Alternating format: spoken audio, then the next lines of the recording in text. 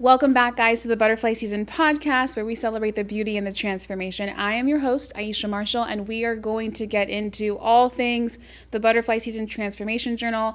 And I just want you guys to pause here. If you have not listened to the past 3 episodes, I want to encourage you to go back because there's a lot of meat still left on those bones for you to kind of go after. We have laid the land for what the journal is about. Where does it take you from and to? We've talked about issue spotting. We've talked about emotions. And now we're going to get into unmet need. And I'm afraid that if you start here, you might be missing out on a lot of heart work that will facilitate your own transformation. So go back to those episodes if you haven't, and come back here when you're done.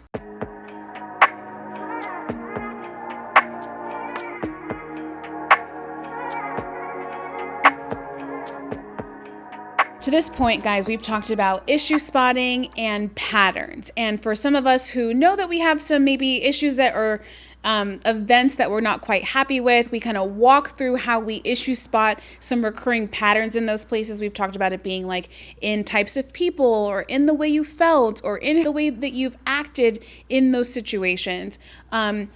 Even down to different, financial situations, you name it. So we've kind of issue spotted that, because when we get to the actual issue, the pattern that keeps happening, we can tap into the feelings that we felt at that time.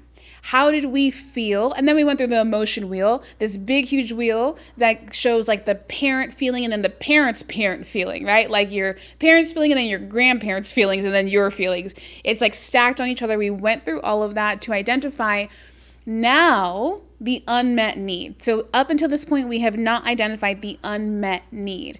And the reason why we've stacked these things on top of each other is because the unmet need is like our roots. It is the under the table conversation that helps us figure out what didn't we get at that time.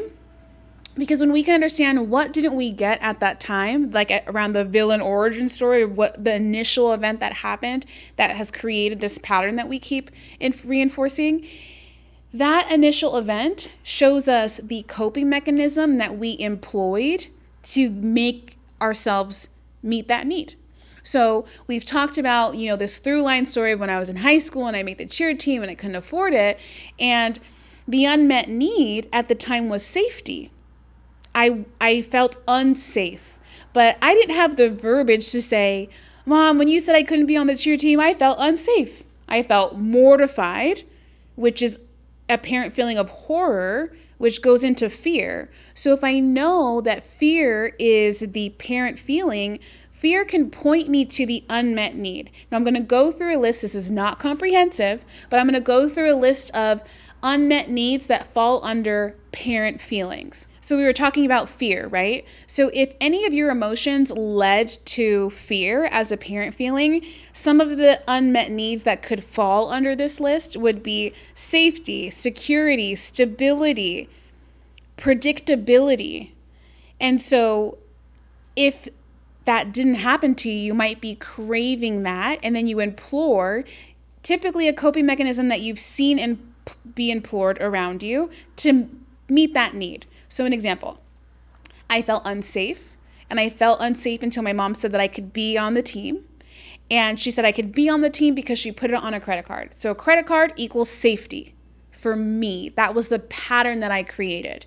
And so anytime I'm looking for safety, I outsource my safety to debt, and more debt.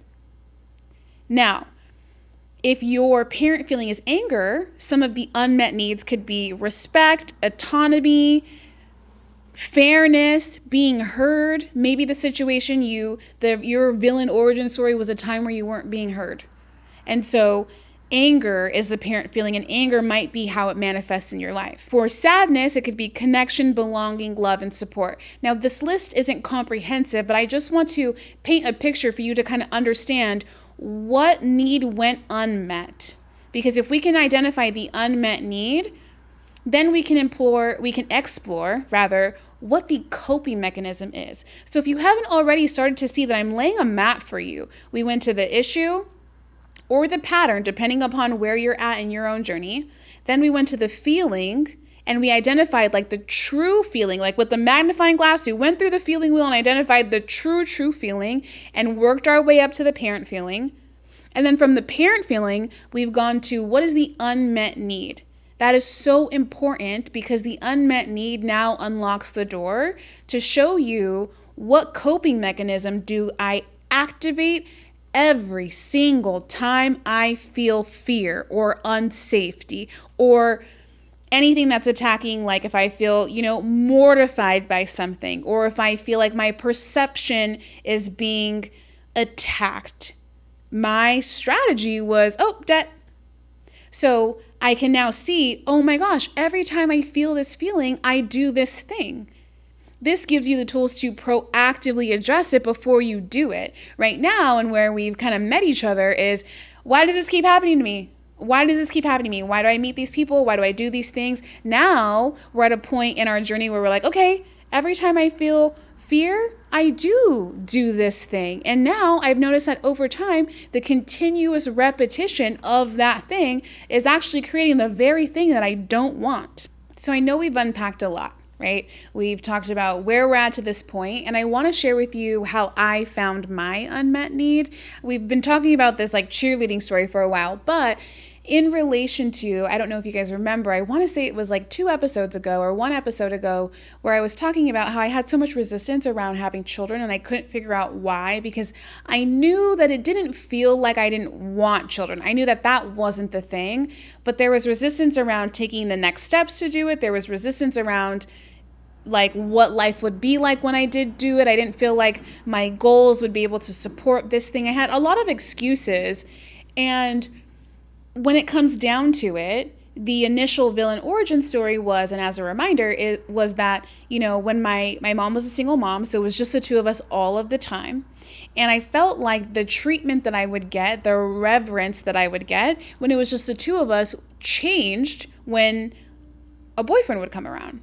And it's not that there was a bunch of boyfriends in and out. It was just that when there was a partner, a long-term partner in the situation, I felt love less. I remember, I always had these feelings. I remember when my mom met my stepdad, and it was the first time that we were going to their family for Christmas.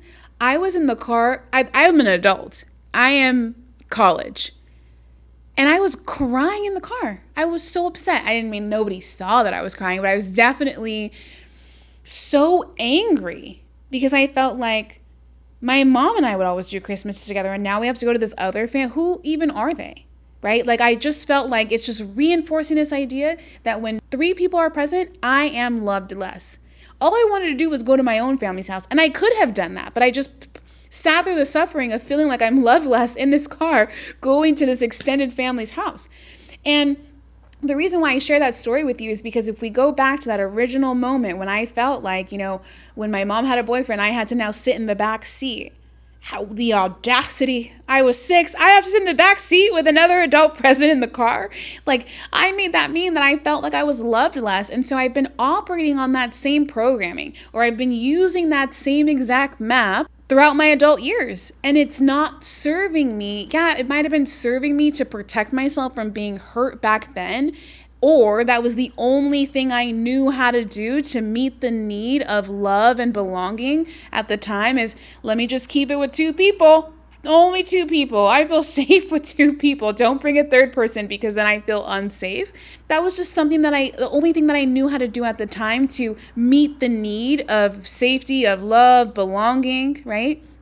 And so it's by exploring that resistance around the children, this issue that keeps coming up over and over. What are the feelings? When did I first feel this way? When I was a little girl, I felt like I always had to share my mom. And I didn't like doing that. And so now when it comes to sharing my partner, I don't want to do that either.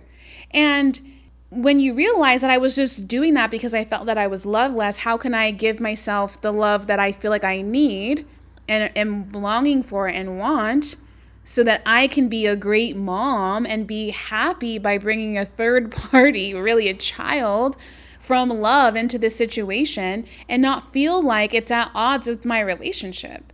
And so that helps free me from this old map that I had been using to keep me safe that is now expired, and it's not in alignment with the butterfly season that I want to live in as a mom, as a parent, and as a wife with a child.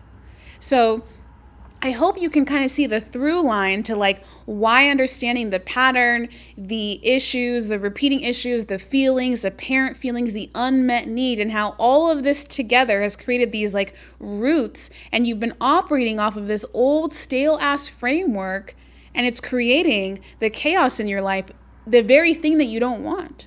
So I would encourage you, learn from my mistakes, learn from your patterns, learn from my patterns. We don't have to repeat the thing. We can live life by design. We just need the tool to do it. And the Butterfly Season Journal is to do just that. So I want to give you a gift, which is a discount code. If you put in BSeason, BSZN, when you check out, you will get 10% off your first order so that you can free yourself from yourself. Can I just say thank you so much for being here? It means the world to me that we're growing together. So if there's someone that you thought of while listening, please share it with them too. And when you share it, let them know that they're not on this journey alone. But also, if you just love this episode, take a screenshot, share it on Instagram, and tag me at Aisha so I can thank you for hanging with me on this journey. Oh, and one more thing. Don't forget to rate and write a review with your favorite takeaways so this podcast can be shared with more people. And before I go, I want to thank you again for being here.